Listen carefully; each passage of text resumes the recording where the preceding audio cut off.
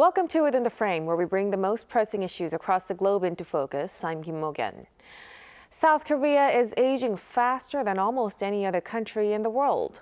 While the birth rate has shown modest signs of recovery, the bigger question is whether that's enough to reverse the country's long-term demographic challenges. From falling fertility to a rapidly aging population, policymakers are now being forced to rethink what a sustainable population strategy should look like. To help us put Korea's demographic challenges into a global perspective, we are joined by one of the world's leading demographers, Professor Grundy, Emeritus Professor at the Institute for Social and Economic Research. A very big welcome. Thank you very much. So, Professor, let's begin right away with Korea's fertility rate first. It once fell to a record low of 0.72, and you previously said fertility rate alone doesn't really tell the whole story. Then could you tell us what matters the most in addressing the nation's population challenge? Well, of course, the other driver of changes in age structure is mortality and migration too.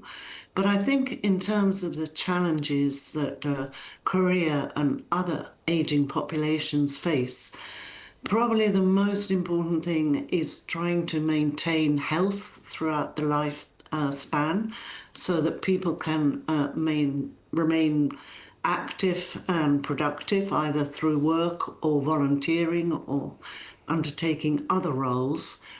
And so we need to prevent and postpone chronic disabling conditions, enable re-enablement when people suffer health challenges, and maintain productivity. And that, of course, means also providing opportunities for training and education, not just among young people, but throughout the life course. Because even if fertility increased substantially in Korea, which is probably not very likely, the population will be aging, and it's important to prepare and adapt for that and make it a society for all ages. Right. So the bigger picture matters just as much as the birth rate itself. But since a couple of years ago, birth rates have been rising with the monthly fertility rate nearing 0.9.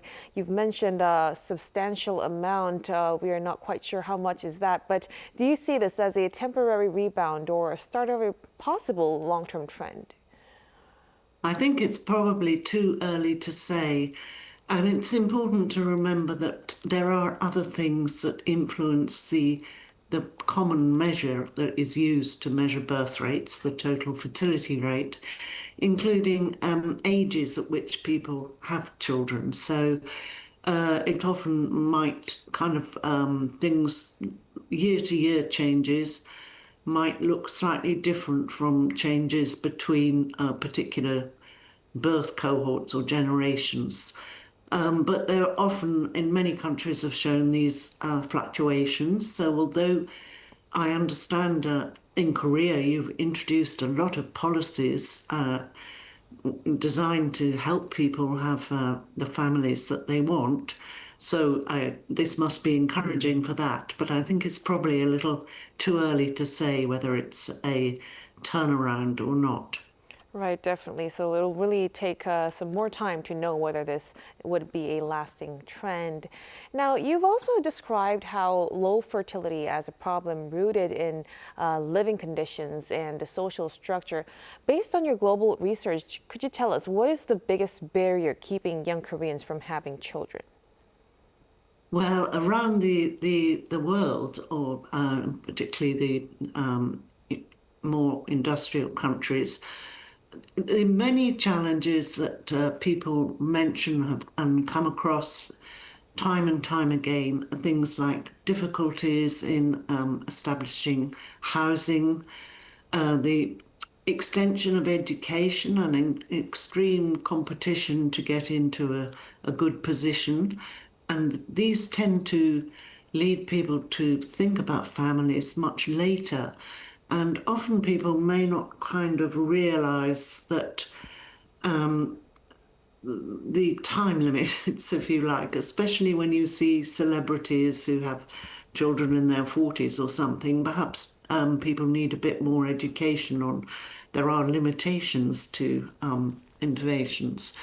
But these very conventional things that we all think about, like difficulty in affording a house or getting a secure job, and of course in finding a suitable partner. And that's something which, especially during the pandemic, may have become more important. In qualitative work we've been doing, we've found that those kind of issues are mentioned very much by people who've only got, say, one child as reasons why they wouldn't have another.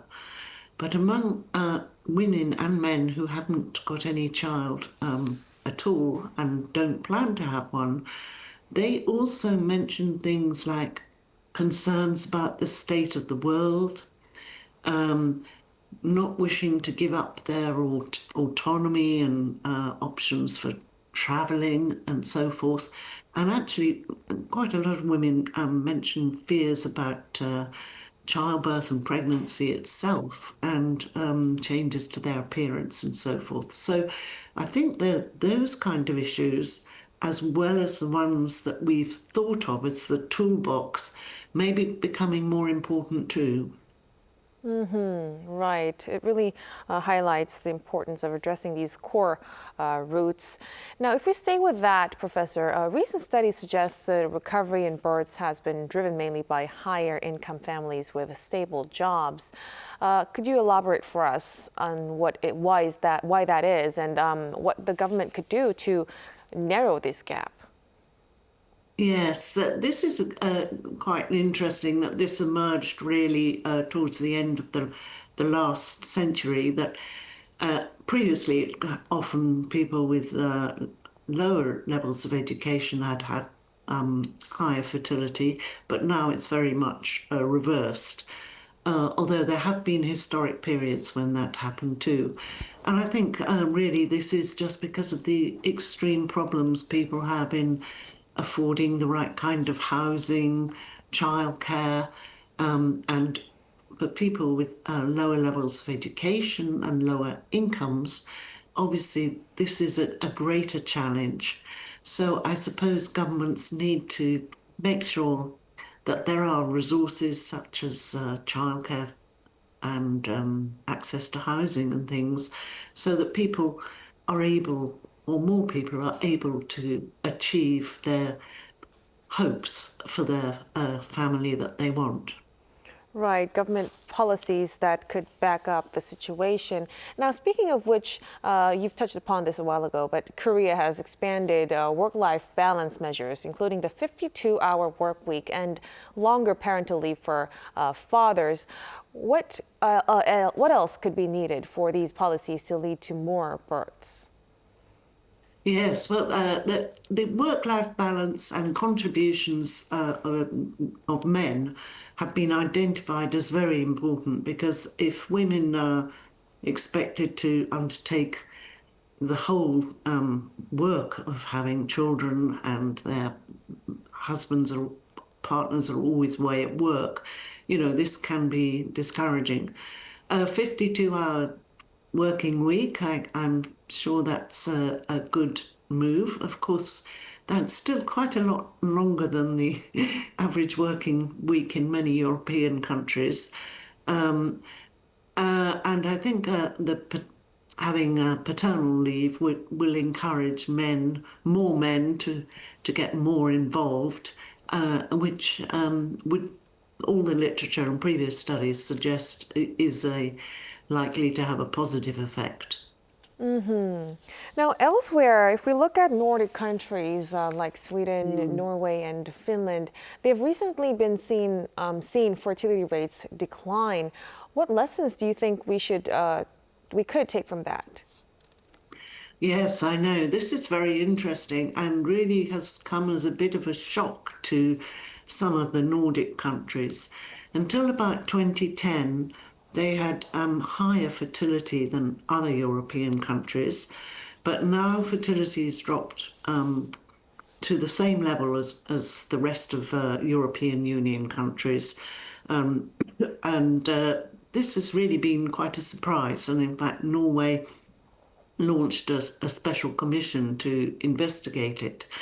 And I think this really does show that, as I mentioned already, there are other things that have been happening, possibly particularly since the COVID pandemic, as well as the, housing, childcare, those kind of things, which the Nordic countries provide very generous support. People are worried about the future,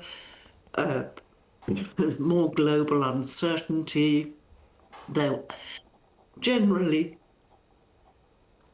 concerns that, is this the right setting to bring children into?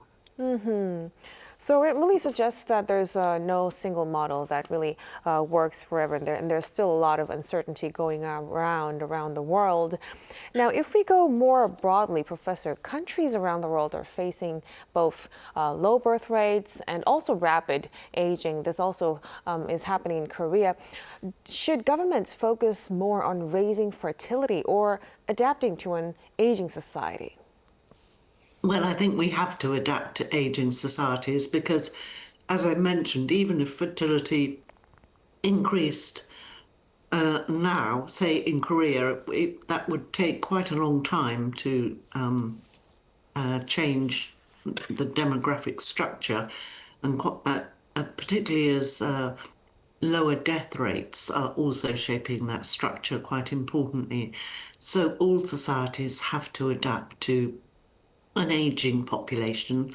And of course, there are things like, development of AI and other, robots and so forth that maybe it's easier to adapt to an aging population now because the demands for labour can be, met in different ways. But we need to help everyone to remain as active as possible for as long as possible. And I think actually Korea has provides a good example with that. You're showing now, you have a lot of exercise and community programs and things like this, which are important. So now going back to Korea, like you said, it's aging faster than almost any other country in the world. But which area, we're having a lot of efforts to adapt to that, but which area do you think needs the most urgent reform? Pensions, healthcare, or long-term care? I think long-term care is been very neglected in many countries, including the UK. And of course, by long-term care, I'm not talking about, old people's homes or nursing homes. That's one bit of it, but only a small bit of it. But we need health and social care systems that support people to preferably live at home or with their families, with just bits of help that can enable that.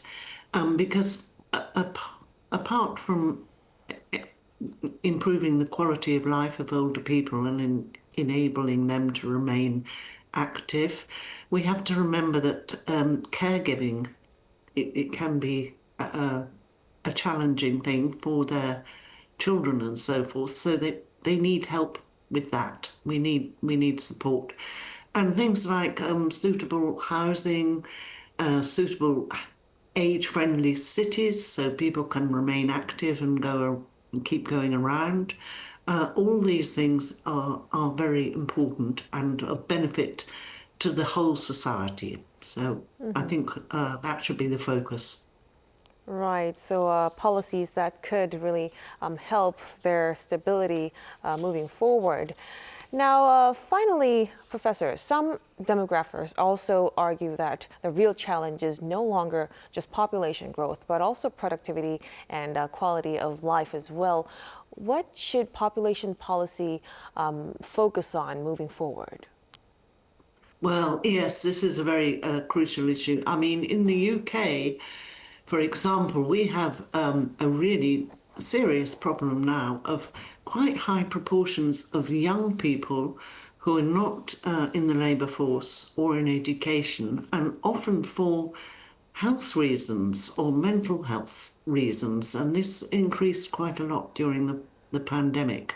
So we need to focus on education and opportunities to support mental health. We need to, throughout the age range, enable healthy, active aging.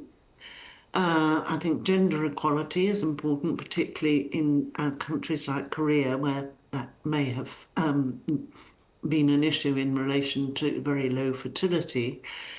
And I think also things like even maternal care and so forth may be important. So we need to look throughout the life course and realise that things that happen at one phase of life affect other ones, intergenerational equity, and generally just trying to make everybody be able to be as active and productive in their own way throughout their life.